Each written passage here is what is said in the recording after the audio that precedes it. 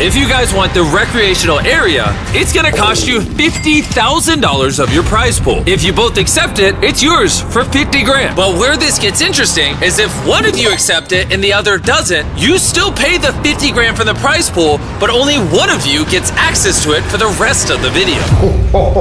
This was not what I was expecting. You've had 10 days in this prison to get to know each other, but can you predict what the other person will choose? Oh my goodness. It's a big decision, because this affects the next 90 days. I'm tired of looking like the bad guy in life. You know what the good guy would do, but being the good guy for 90 days kind of sucks. I wanna cry. All right, you've both made your decision. They have no idea what each other chose. Want to kick us off? I said yes. I haven't told him what you chose yet.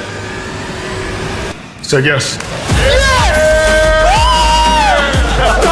My view on the money aspect has changed drastically. I'm willing to spend money to live more comfortably.